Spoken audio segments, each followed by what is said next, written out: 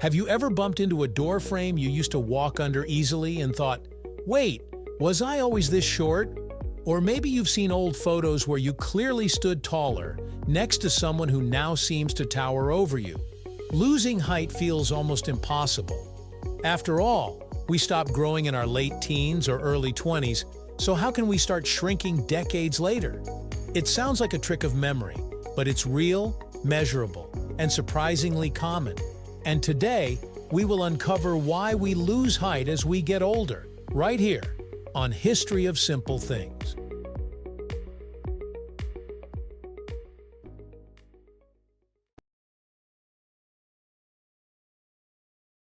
For most of our lives, we think of height as something that only moves in one direction. During childhood and adolescence, bones lengthen through growth plates, areas of cartilage near the ends of long bones. By the late teens or early 20s, those growth plates close and vertical growth stops. For years after that, your height remains fairly stable. But beginning around your 30s or 40s, a slow and subtle shift begins. On average, adults lose about half an inch, roughly 1 to 1.5 centimeters, per decade after age 40.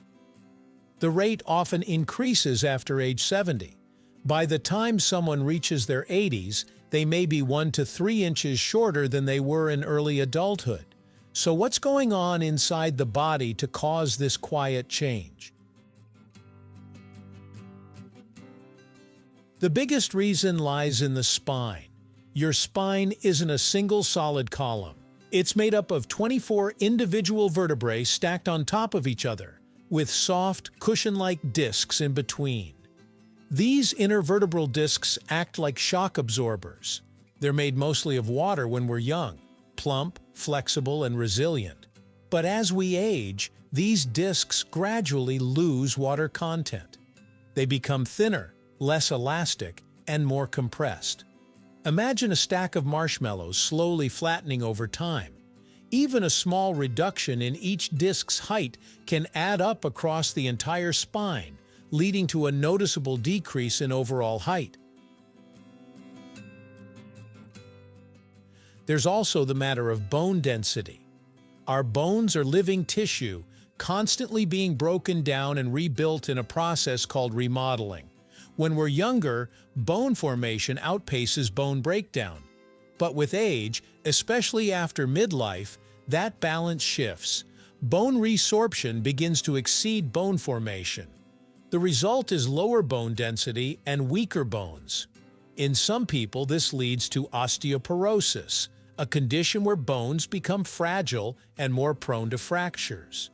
Small compression fractures in the vertebrae, sometimes so mild they go unnoticed, can cause the spine to curve forward and shorten.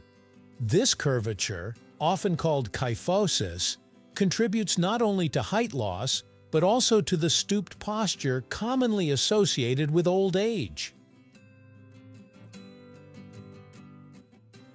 Hormones play a powerful role in this process.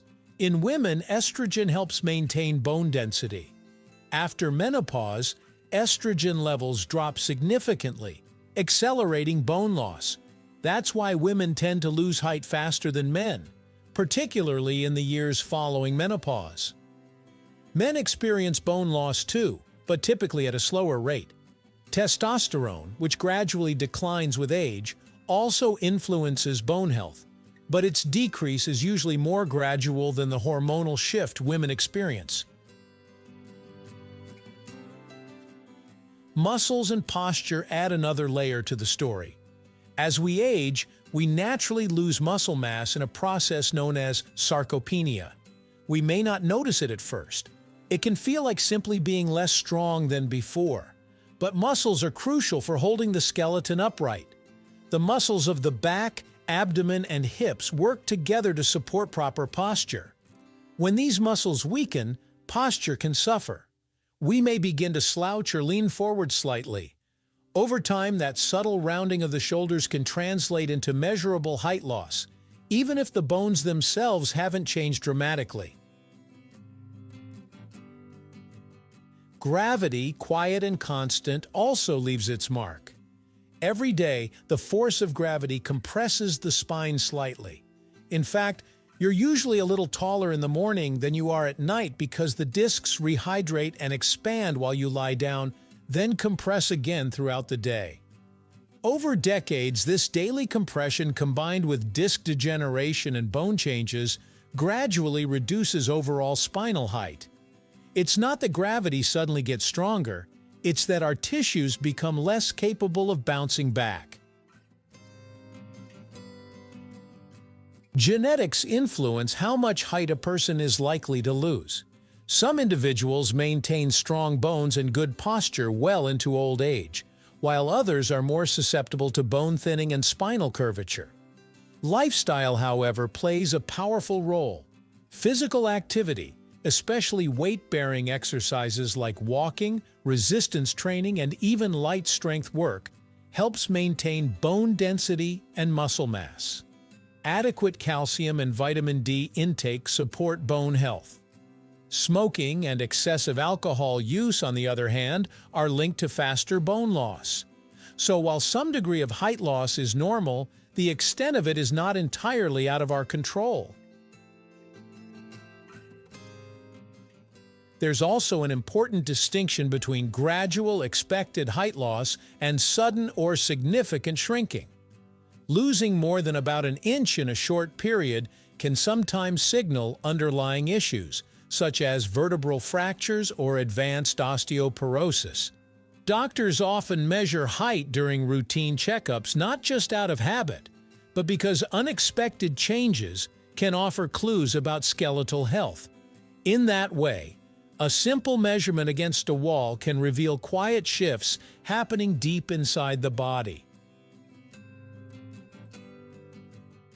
In the end, losing height is less about shrinking and more about change. It's the story of discs drying slightly, bones remodeling at a different pace, muscles adapting, and gravity doing what it has always done. It's a reminder that the human body is dynamic from beginning to end, not just in the dramatic growth spurts of youth, but in the subtle recalibrations of later life. So the next time you notice that you're not quite as tall as you once were, it isn't your imagination. It's biology, physics, and time working together in quiet harmony. A small, ordinary shift that almost everyone experiences. One more simple thing with a surprisingly intricate story behind it. Thank you for watching. If you have suggestions for our next video, feel free to share them in the comments below. We'll be sure to give you an acknowledgement for your contribution. Thank you for joining us on this journey through the history of simple things. Don't forget to like, subscribe, and stay tuned for more stories woven through the smallest details.